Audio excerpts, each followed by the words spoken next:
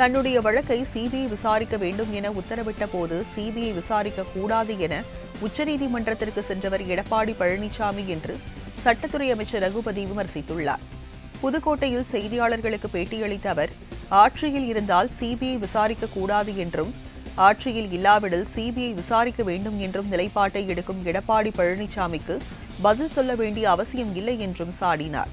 தமிழக காவல்துறை ஆம்ஸ்ட்ராங் கொலை வழக்கில் நியாயமாக செயல்படும் என்று அவருடைய குடும்பத்தினரும் அவரது ஆதரவாளர்களும் நம்புவதாகவும் கூறினார்.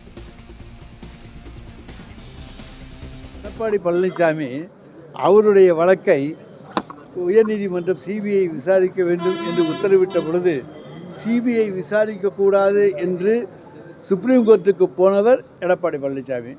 அவர் ஆட்சியில் இருந்தால் சிபிஐ விசாரிக்கக்கூடாது, அவர் ஆட்சியில் இல்லை என்றால் சிபிஐ விசாரிக்க வேண்டும்.